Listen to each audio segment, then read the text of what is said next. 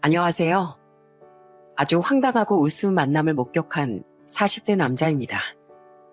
저는 1년 반이라는 짧은 결혼 생활 끝에 돌아온 싱글이 됐습니다. 감쪽같이 자기 실체를 숨겼던 전처에게 속아 불행한 결혼 생활을 하다 대차게 뒤통수까지 맞았거든요. 그런데 그렇게 뒤통수를 맞았을 때 화가 나긴커녕 오히려 박장대소가 나오더군요. 그건 인사말에도 말했듯 그때 제가 아주 황당하고 우스운 만남을 하나 목격했기 때문인데요. 그 기가 막혔던 일에 대한 사연을 여러분께 지금부터 공유해보고자 해요. 부디 말솜씨가 부족하더라도 즐겁게 들어주시면 감사하겠습니다. 저는 직업이 교도관이에요. 처음엔 가까이서 대하했던 흉악범들이 무섭기도 했지만 차츰 익숙해지니 괜찮더라고요. 그렇게 일을 하며 살다 나이 38의 끝자락에 당시 만나던 3살 어린 여자친구와 2년의 연애 끝에 결혼을 하게 됐죠. 아내는 조그만 대기업 협력업체를 다니던 회사원이었어요.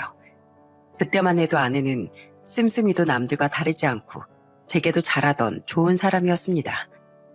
장인 장모님도 처가에서 함께 살던 처제도 저를 무척이나 환영해줬죠. 모두 좋은 사람들인 것 같아 저는 제가 나름대로 결혼을 잘한 행운아라고 생각했어요. 하지만 그 착각은 결혼한 지 얼마 안 지나서부터 산산조각이 나고 말았습니다. 여보, 저거 뭐야? 당신 나랑 상의도 없이 청소기 샀어? 내가 쓰던 청소기 산 지 얼마 안 된 거라고. 결혼 전에 청소기는 안 사기로 했었잖아. 게다가 저거 비싼 브랜드 아니야? 미안해. 근데 저번에 혜지랑 통화하는데 그렇게 이번에 산 신상품 청소기가 그렇게 좋다고 자랑을 하는 거야. 그래서 나도 탐나서 샀어. 이거 로봇 청소기도 세트로 돼 있다? 여보, 그거 못 보던 가방인데 새로 샀어? 언제? 헉, 이거 명품이잖아. 오늘 퇴근길에 잠깐 백화점 아이쇼핑 갔다가 너무 예뻐서 확 질러버렸어. 비싸긴 했는데 당신 알지? 원래 명품은 돈값을 하는 거야. 한 번 사서 오래오래 쓰면 오히려 남는 장사 아니겠어? 그건 맞지만 당신 저번에도 똑같은 말 하면서 나랑 백화점 가서 가방이랑 구두 사지 않았어? 당신이 나한테 사달라고 졸랐었잖아. 그땐 어쩌다 한 번은 괜찮겠지 하고 사준 건데 그새 그 비싼 걸 마음대로 또 사왔다고? 당신 결혼 전엔 안 그랬잖아. 왜 이렇게 씀씀이가 해퍼졌어? 에이, 그때는 오빠한테 잘 보이고 싶었으니까 오빠 앞에선 참고 그랬던 거지. 그리고 오빠도 알았잖아. 나 명품 가방이랑 옷 신발들 가지고 있는 거. 그거야 몇 개 정도 그냥 가지고 있는지 알았지. 구두랑 옷이야. 난 남자라 비싼 건지 아닌지 봐도 잘 모르기도 했고. 아무튼 당신 씀씀이 좀 줄여. 우리가 부자도 아닌데 갖고 싶으면 그게 뭐가 됐든 무조건 사드리면 어떡해. 우리는 결혼 전 제가 장만해서 미리 살고 있던 작은 아파트에서 신혼생활을 시작했어요. 저는 교도관이 되기 전에도 20살 때부터 알바 한 번 쉬지 않고 돈을 벌어 정말 열심히 저축했었거든요. 그때 혼수는 아내 돈으로 하기로 했는데 아내는 형편이 어려워 아직도 전셋집 살던 처가에 생활비를 드리느라 모아둔 돈이 별로 없다고 말했습니다. 다행히 원래 제가 살던 집이다 보니 크게 돈 들어갈 것이 없었죠. 침대는 제 여동생들이 돈을 모아 결혼 선물로 줬었고 아내가 해온 건 바꿀 때가 된 세탁기와 침구류, 소파 정수기 정도였어요. 그런데 결혼한 뒤 아내는 대뜸 친구 말을 듣고 100만 원이 넘어가는 청소기를 사드리질 않나, 명품이든 아니든 자기 마음에 들면 그 자리에서 못 사곤 못 베기질 않나, 씀씀이가 보통이 아니더라고요. 결혼 전엔 그런 모습을 전혀 보지 못했었기에 정말 사기 결혼 당한 느낌까지 들었죠. 혹시 해서 추궁해보니 결혼 전 친정에 돈을 보탰다던 말도 다 거짓말이더군요. 그럼 여태 돈을 못 모은 게 다 지금처럼 이렇게 사치하다 그랬다는 거야? 미안해 여보. 내가 쇼핑을 좀 좋아해. 근데 그렇게 말하면 당신이 날 신부감으로 안 볼까봐 나도 모르게 그렇게 둘러댔던 거야. 난 진짜 당신이 너무 좋아서 당신하고 꼭 결혼하고 싶었거든. 사랑해서 그런 건데 한 번만 이해하고 넘어가 주라. 어? 남들보다 알뜰하게 살았던 제게 아내가 연애 시절엔 꽁꽁 숨겼던 실체는 꽤 큰 충격이었습니다. 하지만 어쩌겠어요. 이미 결혼은 했고 바보같이 속아 넘어갔던 건 저였는데요. 그때만 해도 실망은 했지만 어쨌든 다정하고 상냥했던 아내를 아직은 좋아했기에 저는 그 일은 과거에 묻기로 했어요. 하지만 한동안 제 눈치를 보던 아내는 다시금 마구 물건들을 사들이기 시작했죠. 집에 명품뿐 아니라 아내가 인터넷이나 홈쇼핑을 보고 충동 구매한 물건들이 넘쳐났습니다. 제가 화를 내면 울기도 하고 삐지기도 하면서도 아내는 사치를 멈출 줄 모르더군요. 안 되겠다 싶어 저는 앞으로 생활비를 각출하자고 선언했죠. 당신이 마구잡이로 이것저것 사들이고 허구한 날 택시 타고 다녀서 산더미처럼 나오는 카드값들 나 더는 같이 못 내줘. 그러니까 앞으로 돈 관리는 각자 하자고. 생활비 카드는 내가 가지고 있을 테니까 당신 개인적으로 사고 싶은 거 있으면 당신이 알아서 사. 치사하게 느껴질지도 모르지만 이대로 가다간 돈을 모으긴커녕 길바닥에 계속 뿌리기만 할 것 같더라고요. 혹시 우울증 같은 것 때문에 저렇게 충동 구매를 하나 싶어 정신과 상담도 받게 했는데 전혀 그런 기운은 없더군요. 내가 정말 여자를 잘못 만났나 싶어 오히려 점점 우울해지던 건 저였죠. 그 뒤 아내는 스스로 감당이 힘들어지자 그나마 쇼핑을 좀 줄이더군요. 하지만 그때부터 아내는 제게 이것저것 해달라, 사달라, 조르기 시작했습니다. 그런데 겪어보니 아내는 바로 장모와 판박이었더라고요. 강서방, 나 이번에 우리 언니랑 남동생들이랑 같이 유럽 여행 한 번만 보내주면 안 되겠나? 네? 죄송하지만 그건 곤란할 것 같아요. 장모님 한 분 보내드리는 것도 유럽이면 몇백은 그냥 깨질 텐데 형제분들 것까지 제가 어떻게 다 내요? 그러지 말고 내 기 좀 한번 세워주게. 내 친구 말숙이 사인 저번에 말숙이랑 말숙이 동생들까지 다 같이 동남아 여행 보내줬단 말이야. 하도 사이사랑을 해대는데 나도 질 수 없으니까 더 비싼 유럽이나 미국 같은 데 좀 보내주게. 아, 예, 그 별리사 한다는 장모님 친구 사이분 맞죠? 장모님이 그 사람 얘기 하도 하면서 저랑 맨날 비교하셨잖아요. 그런데 그분은 장모님 친구 네 분들이 신혼집도 마련해주고 그분 별리사 사무실도 차려주셔서 그럴 수 있었던 거 아니에요? 자네, 지금 우리 집 가난하다고 무시하는 겐가? 내가 자네 결혼할 때 해준 거 없다고 이러는 거냔 말이야. 그게 아니라 그래서 그만큼 벌이도 되고 받은 걸 그렇게라도 갚고 싶어서 그랬던 거 아니냐는 거죠. 게다가 친구분 이기고 싶어서 더 비싼 나라로 여행 보내달라는 건 너무하시잖아요. 장모님, 저 그렇게 돈 잘 못 벌어요. 죄송하지만 저는 힘들 것 같습니다. 여보, 그럼 엄마랑 나랑 둘만이라도 보내주면 안 돼? 나 안 그래도 회사에 남은 연차 다 써야 하는데 유럽 말고 국내 여행이라도. 아니다, 나 엄마랑 이틀만 호캉스 좀 시켜주라. 완전 비싼 5성급 호텔에서. 해외여행에 비하면 그 정도 완전 껌값 아니야? 1박에 싸게 주면 50만 원 정도밖에 안 해. 장모는 아내처럼 이거 해달라 저거 해달라 난리도 아니었습니다. 외식만 하면 인당 10만 원 훌쩍 넘어가는 호텔 뷔페를 매번 가자고 하질 않나. 생일 선물로 해외여행을 보내달라고 하질 않나.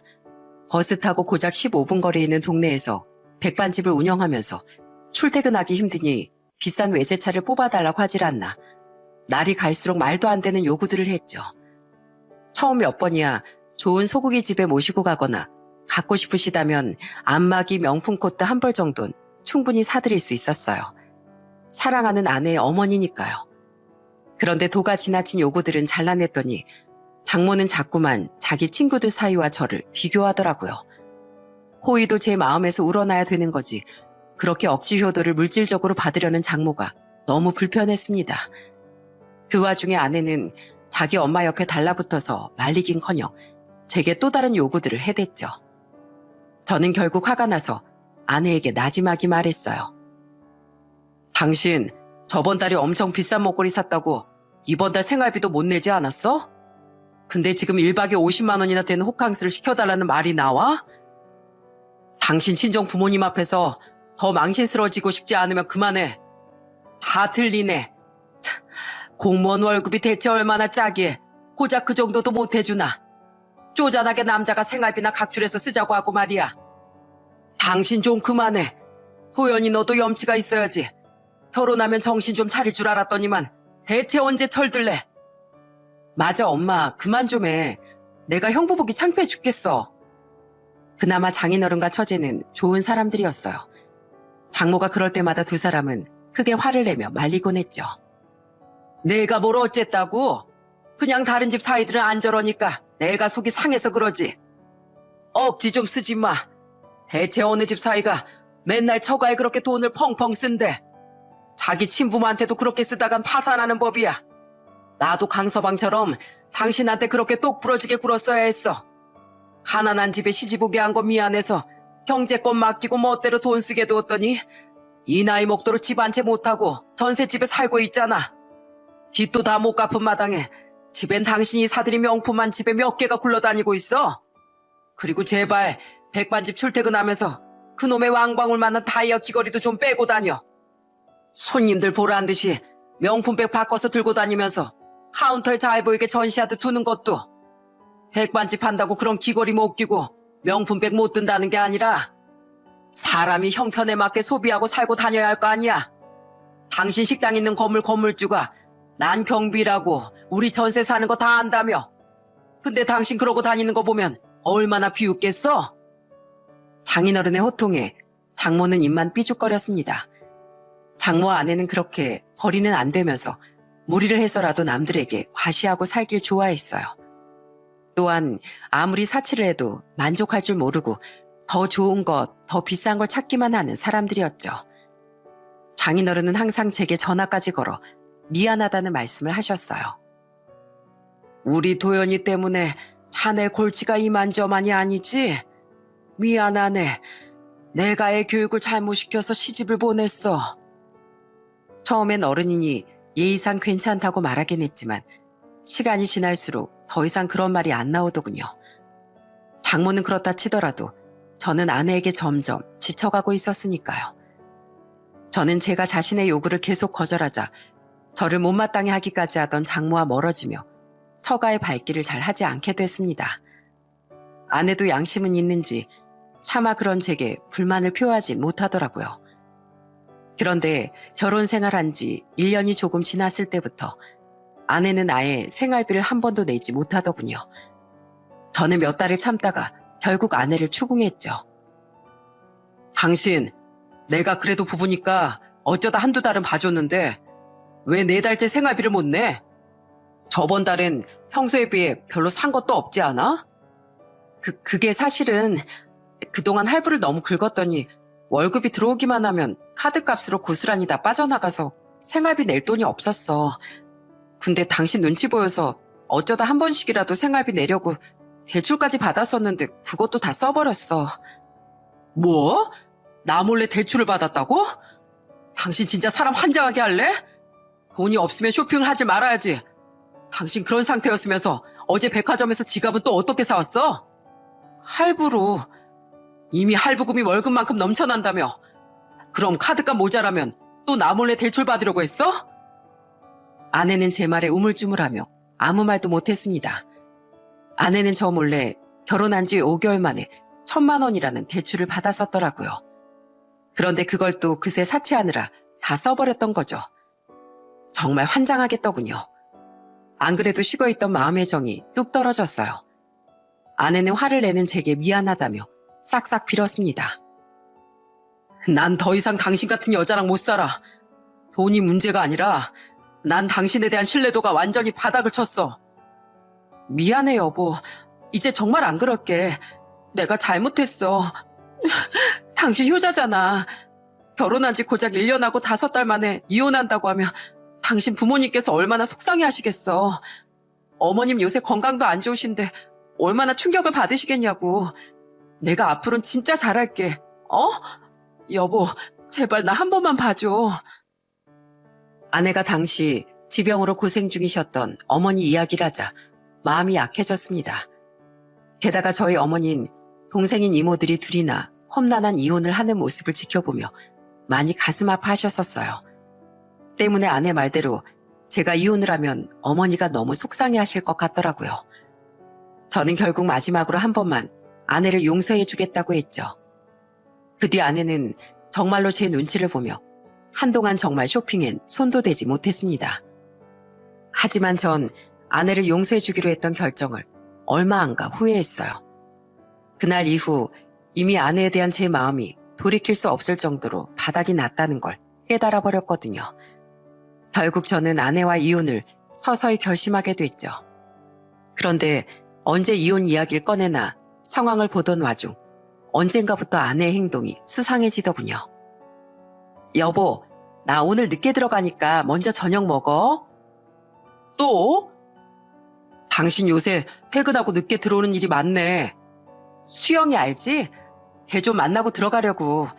요새 약속이 좀 많아지네. 돈 걱정은 마. 수영이가 사준대. 아내는 친구들이 밥을 사준댔다, 술을 사준댔다 하며 평일이고 주말이고 할 것 없이 자꾸만 외출을 했습니다. 평소 친구들과의 약속이 잦지 않은 사람인데 그런 일이 한 달 정도 반복되니 정말 이상하더군요.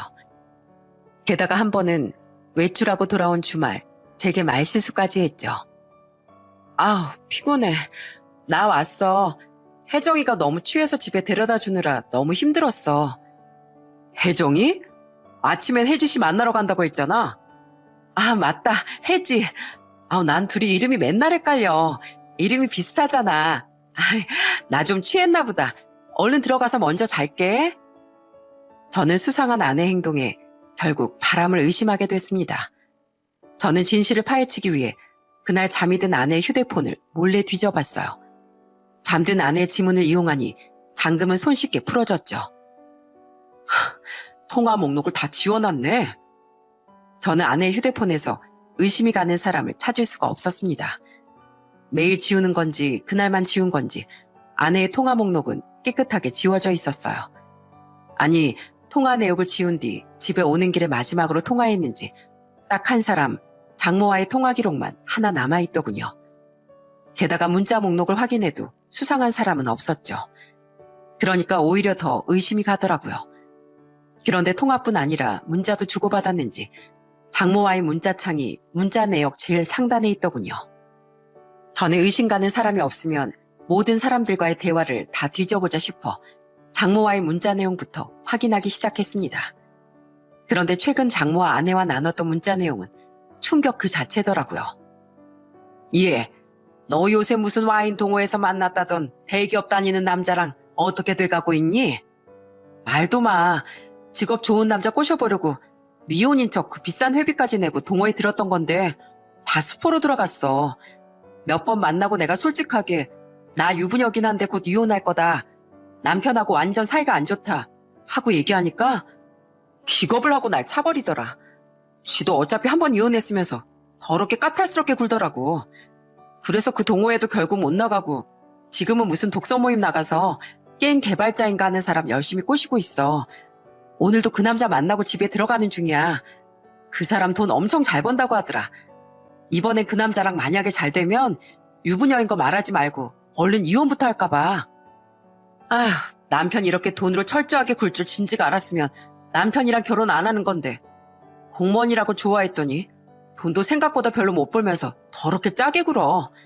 당장 이혼하면 아파트에서도 못 살고 생활비도 없으니까 숨죽이고 살고 있는데 쇼핑도 마음대로 못하고 진짜 짜증나서 못 살겠어. 예. 너 괜히 어떻게 될지도 모르는 개발자인가 뭔가 만나지 말고 내가 선자리 잡아놨으니까 거기나 나가봐. 우리 가게 단골 손님인데 맨날 비싼 양복 쫙 빼입고 다니고 얼마나 멀끔한지 몰라. 너 아직 유부녀인 것도 다 말했는데도 그래도 만나보겠다더라. 직업 좋고 돈도 많은 사람이니까 그 사람 꽉 잡고 얼른 이혼해. 뭐? 잠깐만 엄마. 이렇게 중요한 얘기는 전화로 하자. 나 너무 기대돼. 정말 경악을 했어요. 아내는 여태까지 저보다 더 잘난 남자를 찾겠다며 남자를 꼬시고 다녔던 겁니다. 첫 번째 남자에게 대차게 차이고 지금 두 번째 남자를 꼬시고 있었던 거죠. 게다가 장모는 그 모든 일을 알면서도 오히려 아내를 부추기다 못해 직접 남자를 소개시켜준다고까지 했던 거예요. 그게 장모와 아내가 그날 나눈 문자였습니다. 그 뒤로 둘이 했던 통화가 통화 목록에 딱 하나 남아있던 그 통화 내역이었던 거죠. 그리고 문자 내용의 마지막엔 통화가 끝난 뒤 장모가 보낸 듯한 선 장소와 날짜, 시간이 고스란히 적혀 있더라고요. 무조건 잘하고 와. 엄마가 우리 딸 응원한다. 하는 기가 찬 말과 함께 말입니다. 저는 우선 증거를 남기려 모든 내용을 캡처해 제 휴대폰으로 전송해놨어요. 그날 밤 생각을 하면 할수록 아내와 장모가 너무 괘씸했죠. 그냥 마음이 변한 것도 아니고 아내는 처음부터 제가 공무원이었기에 좋아했던 겁니다. 그런데 제 벌이가 자기의 기대보다 적고 제가 돈 문제에 단호하게 대처하자 제 앞에선 반성하는 척하며 뒤에선 한승할 남자를 물색하고 있던 거예요. 당장 아내를 깨워 내쫓아 버릴까 싶었지만 저는 생각을 바꾸기로 했어요. 며칠 뒤 아내가 선을 보는 날 뒤를 미행해서 증거 사진을 찍어 위자료 소송을 거는데 보태기로 한 거죠. 여보, 나 직장 동료 결혼식이 있어서 좀 다녀올게. 아마 뒤풀이에도 참석할 것 같아. 며칠 뒤인 주말 아내는 아주 화려하게 차려입곤 집을 나서더군요. 뻔뻔하게도 선보러 가는 걸 다 아는데 결혼식에 간다는 거짓말을 하고 말이죠. 저는 아내가 나가고 얼마 되지 않아 모자를 푹 눌러쓰고 아내의 뒤를 미행하기 시작했습니다. 어차피 선보러 나갈 레스토랑이 어딘진 알고 있었으니 그곳으로 가서 몰래 현장 사진을 찍기 위해서 말이죠. 어떻게 안 들키고 들어가나 걱정했는데 레스토랑 안으로 따로 들어갈 필요도 없네. 고맙게도 저렇게 잘 보이는 창가에 앉아주고 말이야. 아내는 맞선남과 함께 레스토랑의 통유리창 바로 옆 테이블에 앉아 화기애애한 시간을 보내고 있더군요. 만난 지 얼마나 됐다고 그 둘은 손 크기를 재는 신용을 하며 손깍지도 끼더라고요. 그렇게 사진을 찍으며 그들을 지켜보는데 아무리 생각을 해도 맞선남의 얼굴이 어딘가 굉장히 낯이 익지 않겠어요? 처음 사진을 찍을 때부터 아리송하긴 했는데 아무래도 제가 아는 사람 같더라고요. 저는 그놈이 누군지 생각해내려 열심히 제 기억을 더듬었어요. 그리고 그놈이 누구인지 드디어 깨달은 순간 경악을 했죠. 하지만 황당한 그놈의 정체에 곧이어 헛웃음이 마구 나오더라고요. 세상에 어떻게 이런 우연이 있을 수 있지? 기껏 맞선 보러 나온 놈 정체가 저놈이었다고? 저는 이 기구한 우연이 웃겨 배를 잡고 웃었습니다. 그리곤 레스토랑 문을 열고 들어가 몰래 숨지도 않고 대놓고 그들의 테이블로 다가가 밝게 인사했어요. 여보, 좋은 데 와 있네. 여보, 당신이 여길 어떻게... 그런 저를 보며 아내는 기겁을 하더군요. 하지만 아내보다 더 경악한 사람이 있었으니 그건 바로 멋들어지게 옷을 빼입고 사람 좋게 웃고 있던 아내의 맞선남이었죠. 저는 그놈을 향해서도 아주 활짝 웃으며 인사했습니다. 명식이 안녕? 나 기억하지? 사기전과 육범 이명식이 오랜만이네. 뭐? 사기전과? 그놈은 바로 한때 제가 근무하던 교도소에 사기죄로 수감됐던 재소자였어요. 교도소 수용자들에게도 자기들끼리의 서열이 있잖아요. 그놈은 그 먹이사슬 중에서도 가장 아래에 있던 놈으로 다른 재소자들에게 괴롭힘을 정말 많이 당하던 놈이라 얼굴을 기억할 수 있었던 거예요. 코를 찔찔대며 우는 그놈이 어떨 땐 불쌍해 코 닦으라고 휴지를 주며 위로해 준 적도 있었죠. 교도관님, 저 사는 게 너무 힘들어요. 다 자업자득이야 임마. 그러니까 누가 선량한 사람들한테 사기치고 등쳐먹으면서 살래? 그렇게 안 살았으면 애초에 여기 올 일도 없잖아. 왜 그러고 사냐, 어? 세상에 이런 직업이 있으면 저런 직업도 있는 거죠. 저는 사기꾼이라는 제 직업에 충실했을 뿐이라고요. 뭐? 이런 정신 나간 놈을 봤나? 사기는 범죄야, 직업이 아니라. 이게 기껏 좀 불쌍해졌더니 아직도 정신을 못 차리네. 너 앞으로는 내가 절대로 두들겨 맞고 있어도 안 말려줄 거야. 너 같은 놈은 매가 약이야 임마. 교도관님, 시정할게요.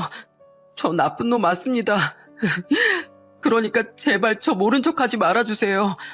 이러다가 출소하기도 전에 몰매 맞고 죽겠다고요. 그놈과의 일화는 대부분 이런 식이었습니다. 게다가 그놈은 대부분 자기가 맞을 짓을 하고 다니기도 했어요. 힘이 없으면 가만히나 있을 것이지 괜히 권력 잡아보겠다면서 남들 사이를 이간질하고 다녔거든요. 그런데 그런 한심하기 짝이 없는 놈이 바로 제 아내의 맞선 상대랍시고 앉아있는데 어떻게 웃기지 않을 수가 있겠어요? 제 말에 그놈은 아무 말도 못하고 눈알만 대굴대굴 굴리고 있더군요. 반면 제 아내는 입을 틀어막고 놀라며 제게 이렇게 말했죠. 당신 사람 잘못 본 거 아니야? 이분 의사야, 의사. 직업이 좋다고 장모가 말하더니 그놈은 자신을 의사라고 속였던 모양입니다. 저는 기가 차서 허허 웃으며 아내에게 이렇게 말했습니다. 의사? 의사든 장의사든 글쎄 저놈은 아니라니까. 우리 명식이 출소하더니 얼굴 많이 변했네. 살도 좀 찌고 안경도 쓰고. 그거 도순 있는 거냐? 그냥 변장용이지? 당신 내가 얘 어떻게 하는지 알아? 얘 내가 관리하던 교도소 재소자였어. 내가 얘를 몇 년을 봤는데 얼굴을 잊겠어? 뭐?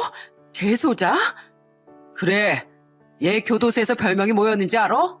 찌질이야, 찌질이. 하도 찌질하게 남 눈치 보고 간에 붙었다 쓸개 붙었다 해댔거든. 재소자들 이간질도 막 해대고. 그러다가 한 번은 된통 잘못 걸려서 곤죽이 되도록 얻어맞고 있는 거 내가 구해준 적도 있었어. 교도소에서 얜 간과 약 중에 최약체였다니까? 허구한 날 힘께나 쓴다는 놈들한테 두들겨 맞고 다녀서 내 바지가랑이 잡고 제발 자기 좀 살려달라고 사정사정한 게 한두 번이 아니야. 명식아, 너 기억나지? 교도관님, 제발 저 독방 좀 넣어주세요. 쟤네들이 저 너무 괴롭혀요. 이렇게 울며 불며 말했던 거 말이야. 근데 얜 왜 이렇게 대꾸를 안 해? 너 나 안 반갑냐? 사람 잘못 봤습니다. 저 이명씨가 아닙니다. 그렇게 누나를 굴려대더니 그놈이 겨우 생각해낸 대처 방법은 고작 모르쇠로 일관하기였던 것 같더군요. 상황을 모면하려 발악을 하는 그놈이 너무 웃겼습니다. 저는 일부러 그놈을 놀리듯 말을 이어갔어요. 그래? 이명식이 아니야? 그럼 이름이 뭔데? 저 이명재입니다. 이명재? 아이고, 누가 사기꾼 아니랄까봐 이름도 속이셨어요? 근데 바꿀 거면 정성 좀 들이지. 다 티나게 끝에 한 글자만 바꾸냐? 한심하다, 한심해. 저는 그놈도 그리고 기껏 저를 속이고 이런 사기꾼을 만나러 나온 아내도 그런 놈에게 속아 자기 딸을 소개시켜준 장모도 모두 다 한심하기 짝이 없다고 생각했습니다. 아내는 자기가 똥을 밟았다는 사실을 깨닫곤 제게 울상을 지으며 징징대더군요. 여보, 이 사람 진짜 의사 아니야? 사기꾼이야? 누가 네 여보야? 야, 넌 가정 있는 여자가 아무리 부부 사이가 소원해졌기로써니 바람을 피우냐? 그런 주제에 나한테 여보 소리가 나와? 이 한심한 인간아. 결혼해도 이혼해도 예의라는 게 있는 법이야. 근데 나랑 결혼 생활에 정리도 안 하고 이런 짓을 해? 아니, 바람이 아니라 다른 볼 일이 있어서 잠깐 이 사람 만났던 거야. 나 오늘 이 사람 처음 만난 거야. 진짜야. 아내는 제가 자신의 문자를 본 걸 까맣게 모르고 어떻게든 상황을 모면하려 제게 또 거짓말을 해댔습니다. 그땐 정말 아내에 대한 혐오감까지 들더라고요. 저는 아내에게 비아냥대며 말했어요. 다른 볼 일 뭐? 어떻게든 상황 무마하려고 애쓴다, 애써. 헛수고 안 하게 미리 말해줄게. 나 네 휴대폰에서 너희 엄마가 선자리 잡아놨으니 나가보라고 한 문자 보고 여기 찾아온 거야. 너랑 네 엄마가 나눈 대화 다 봤다고. 무슨 말인지 알겠어? 네가 그 얘기 듣고 미친 듯이 신나하던 것도, 그동안 나한테 친구들 만나러 간다고 거짓말하고 남자들 꼬시러 다니던 것도 내가 다 알고 있다고. 나 오늘 여기 증거 잡으러 쫓아온 거야. 그리고 바깥 유리창 너머로 지켜보니까 너 아주 좋아서 난리가 났던데. 뭐가 그렇게 재밌어서 까르륵 댔냐? 저놈 은근슬쩍 손 크기 재는 척하면서 네 손 잡던데 너 좋아서 얼굴이 벌개졌더라? 유부녀가 추잡하다 추잡해. 진짜. 야 명식아, 너도 되지도 않은 이명재인가 뭔가 하는 척 그만 좀 해. 이 사람 보니까 알겠지? 이미 다 걸린 마당에 되도 않는 핑계 대는 게 얼마나 추한지. 아, 세상 참 좁다. 어쩌다 널 내 안에 맞선 남으로 만나냐? 너 이 사람 유부녀인 거 알고도 좋다고 나온 거라며? 결국 명식이 그놈도 이미 상황이 어그러질 대로 어그러졌다는 슬픈 사실을 받아들였던 모양이더군요. 그놈은 도수도 없어 보이는 안경을 테이블에 내려놓곤 한숨을 푹 쉬며 자기 얼굴을 쓸어내렸어요. 그리곤 제게 그제야 싹싹 빌기 시작했죠. 아, 진짜 어떻게 재수가 없어도 이렇게 없지? 잘못했습니다, 교도관님. 정말 죄송해요. 저는 정말 이분이 교도관님 아내분인지 꿈에도 몰랐어요.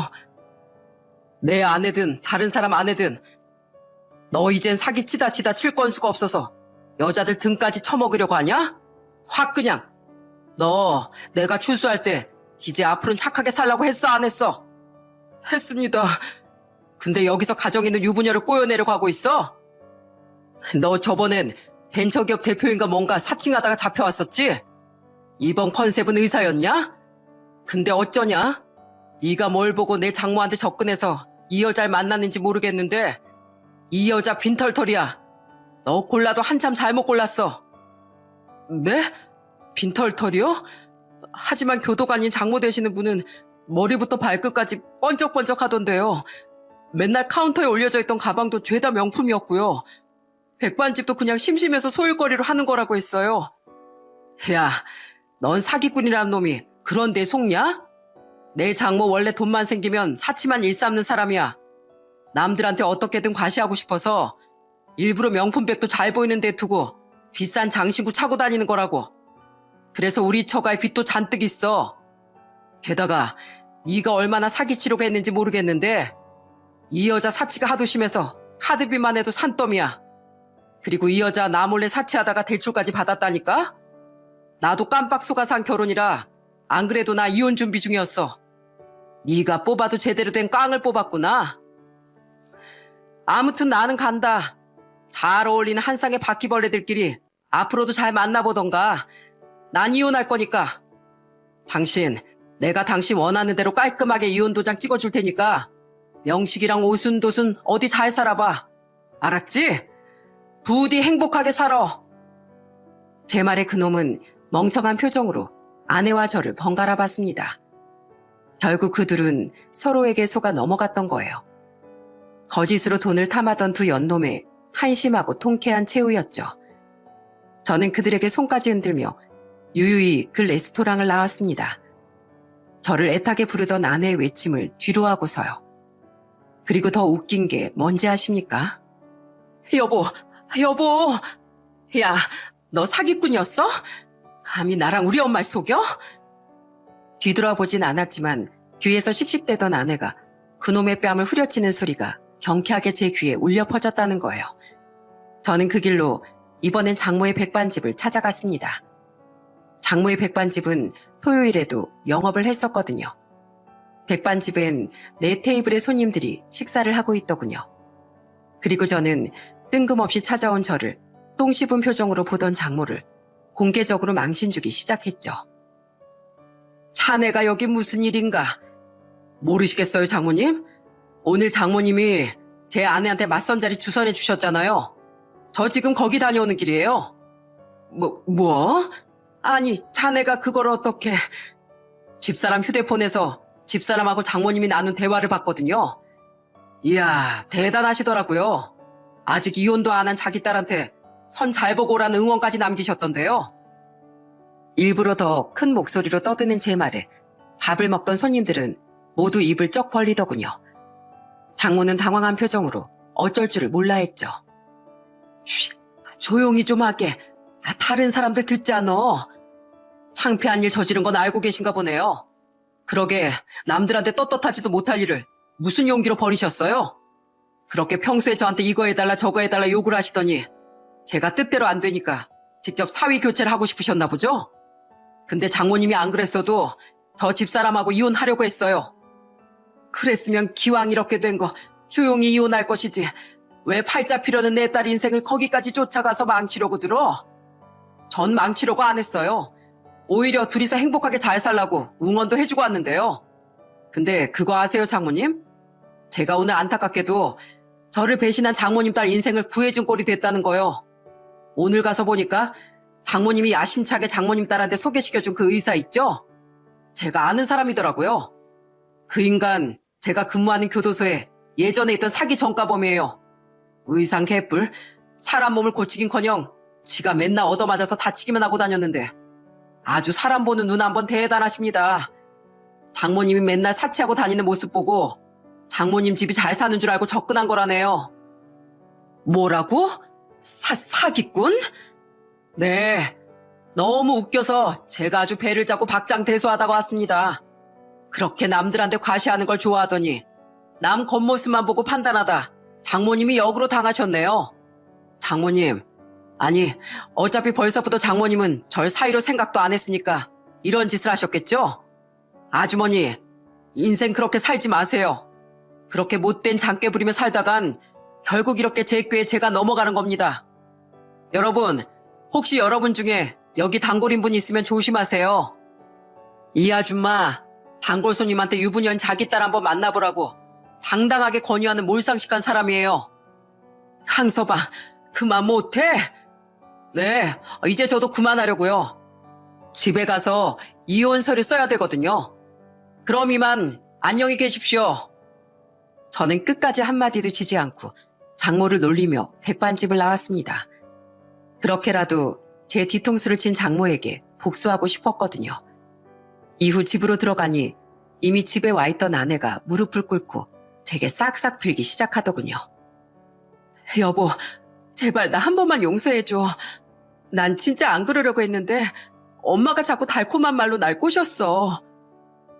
다시 제가 아쉬워진 아내는 제게 장모 핑계를 대며 끝까지 포기하지 못하고 저를 붙잡더군요. 장모는 아내와 통화하며 이렇게 말했다고 해요. 예, 그 사람 우리 식당 단골이거든. 맨날 멀끔한 정장 빼입고 밥 먹으러 와서 뭐 하는 양반이냐고 한번 물어봤었어. 그러니까 직업이 뭐라는지 아니? 무려 의사래, 의사. 게다가 집도 우리 백반집 앞에 있는 비싼 브랜드 아파트라더라. 거기서 일만 하면서 혼자 살고 있대. 나이도 너보다 2살밖에 안 많어. 원래 고향이 시골인데 집밥이 그리워서 우리 백반집에 자주 왔던 거래.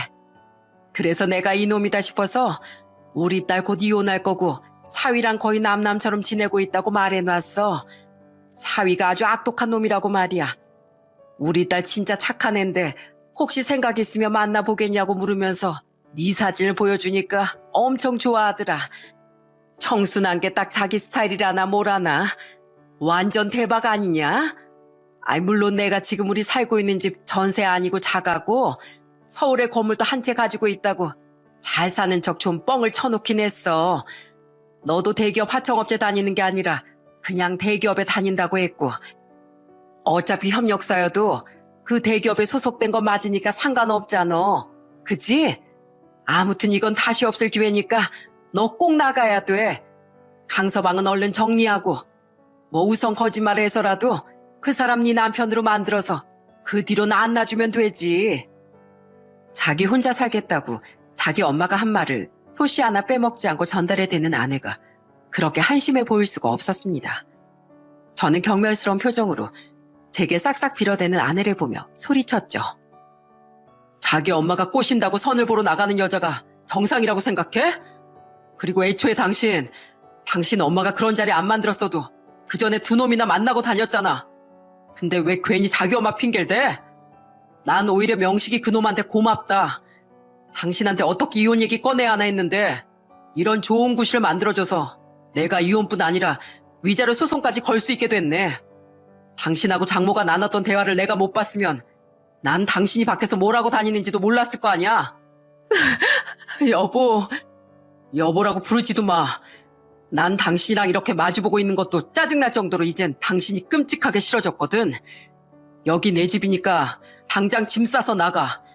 어차피 우리가 나눠 먹을 재산도 없고 소송까지 가봐야 당연히 내가 이길 거니까 이혼 서류도 순순히 도장 찍어. 알았어? 저는 제 발로 안 나가면 직접 아내를 문 밖으로 내던져버리겠다고 싸늘히 말했습니다. 펑펑 울던 아내는 결국 짐을 싸서 처가로 가게 됐죠. 하지만 그 뒤에도 끝까지 구질구질하게 한동안 이혼 서류에 도장을 안 찍고 버티더라고요. 그런데 며칠 뒤 이번엔 장모가 제게 전화를 걸어 이러지 않겠어요? 강서방, 제발 나 좀 도와주게. 자네 장인이 도연이가 쫓겨난 걸 보고 추궁해서 우리가 그런 작당을 했었다는 걸 알아버렸어. 어떻게 사람이 그럴 수가 있냐면서 길길이 날뛰면서 나한테 이혼하자고 했네. 이젠 자기도 날 더는 못 참아주겠다면서 말이야. 그러니까 강서방, 자네가 마음을 한 번만 돌려주면 안 되겠나?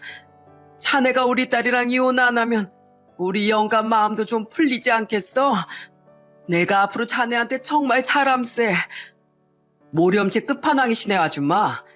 어떻게 자기 손으로 이혼시키려고 했던 사위한테 자기 안위를 위해서 그런 부탁을 하세요?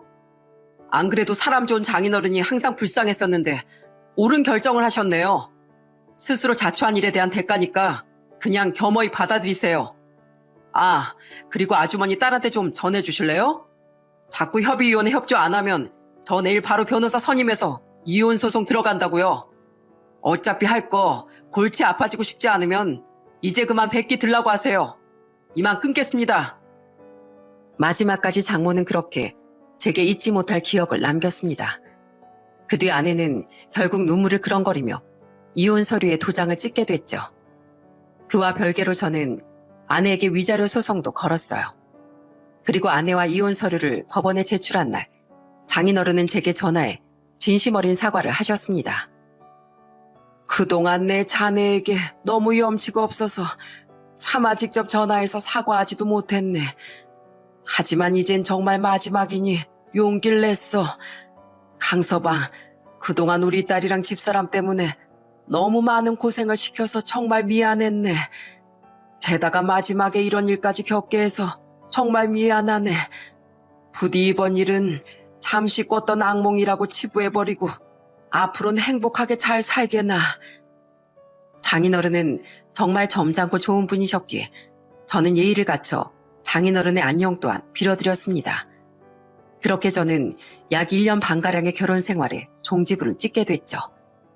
그리고 얼마 뒤 처제 또한 마지막 인사를 하려 제게 전화를 걸더군요. 그때 처제는 이렇게 말했어요. 이혼 잘하셨어요, 형부. 사실 이제 와서 하는 말이지만 우리 언니 정말 한심한 사람이에요. 제가 언니라고 부르고 싶지도 않을 만큼이요. 엄마랑 둘이 붙어 다니면서 빚내서 명품 사고 비싼 호텔만 골라다니고 남자도 소시적엔 3다리 5다리 걸치면서 만나고 다녔어요. 결혼 전에 미리 말씀 못 드려서 죄송해요. 아참, 언니 결국 집에서 쫓겨났어요. 아빠가 쫓아내셨거든요. 언니 지금 돈도 한 푼 없어서 가지고 있던 명품들 팔아서 보증금 마련했나 보더라고요. 아마 형부한테 걸린 위자료 소송에서도 질 테니 그것들 팔아서 위자료도 줘야 하지 않겠어요? 처제는 장모가 이혼당하지 않으려고 장인어른에게 손이 발휘되도록 빌었다고 말하더군요. 결국 장인어른은 그동안 산 세월이 있으니 장모를 봐주긴 했지만 집에 있던 장모의 명품들 그리고 장신구들을 중고로 죄다 팔아버리셨다고 했죠. 만약 제 전처를 도와주거나 또 한 번 허락 없이 사치하면 집에서 쫓아내버리겠다는 장인어른의 으름장에 장모는 전처를 돕지도 못하고 숨죽이며 살고 있다고 하더군요. 게다가 제가 찾아갔을 당시 자리에 있었던 백반집 손님들이 소문을 냈던 건지 주위 상가 상인들이 그렇게 장모를 향해 손가락질을 해서 밖에서도 고개를 못 들고 다닌다고 처제는 말했습니다. 자업자득이죠 뭐 둘 다. 아무튼 저는 같이 사니까 엄마는 어쩔 수 없이 보고 살아야겠지만 언니랑은 이제 남남처럼 지내려고요. 정말 저도 두 사람한테 오만정이 다 떨어졌거든요. 아무튼 형부, 비록 우린 이제 남남이지만 어디서든 형부가 잘 사시길 빌어드릴게요. 죄송하고 또 고마웠습니다. 그렇게 처제와의 통화를 마지막으로 더 이상 전처와 처가 식구들의 소식은 듣지 못했습니다. 저는 이후 전처에게 위자료를 받자마자 처제와 장모의 연락처를 다 차단시켜버렸거든요. 나중에 후회한다 어쩐다 하는 연락조차 절대로 받고 싶지 않아서 말이죠. 위자료를 보내기 전에도 전처는 제게 전화를 한 통 걸었었는데 저는 전화를 받지 않고 그냥 끊어버렸어요. 이혼한 지 1년이 지난 지금 전처가 어디서 또 거짓말로 남자를 꼬시고 다니며 살고 있을지 모르겠지만 이젠 남보다도 못한 사이니 아예 신경을 꺼버리고 살고 있죠. 정체를 들킨 후 명식인 단 한 번도 장모의 백반집의 모습을 드러낸 적이 없다고 합니다. 아마 브랜드 아파트에서 살고 있다는 말도 다 거짓말이었겠죠.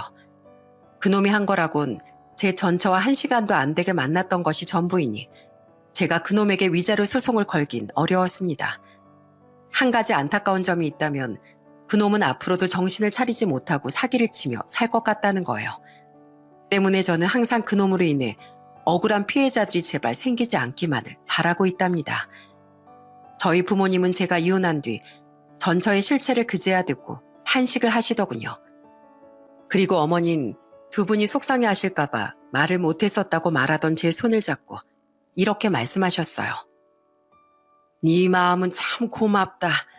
하지만 준상아, 우린 무엇보다 네가 행복한 게 제일 중요해. 그러니까 앞으로도 우리 생각해서 힘들다고 말도 못하고 참고만 살지 말고 이렇게 대차게 이혼한 것처럼 네 인생의 행복만 생각하며 곱고 바르게 살거라. 우린 항상 널 응원하고 있단다. 그런 어머님의 말씀처럼 저는 앞으로는 결혼 생각은 적고 화려한 싱글 라이프를 즐기며 살 생각입니다. 원래 좋아하던 혼자만의 캠핑과 낚시도 다니며 삶의 여유로움을 만끽하면서 살 거예요. 저를 소중히 여겨주는 저희 부모님과 여동생들만 챙기면서 말이죠. 돈에 환장한 사람들을 옆에서 지켜봐 보니 그들은 아무리 좋은 옷을 걸치고 좋은 물건을 사도 그것에 만족하지 못하고 항상 굶주려 하는 것 같더라고요. 100만 원이 생기면 100만 원짜리 물건을 사는데 만족하지 못하고 그 다음은 200만 원, 또 그 다음은 500만 원짜리를 갈구하게 되더라고요. 물건이 아니라 돈을 대하는 태도도 마찬가지로요. 게다가 한 번 대출이나 남의 돈처럼 노력하지 않아도 얻을 수 있는 돈맛을 보다 보니 점점 더 노력은 하기 싫어하기도 하죠.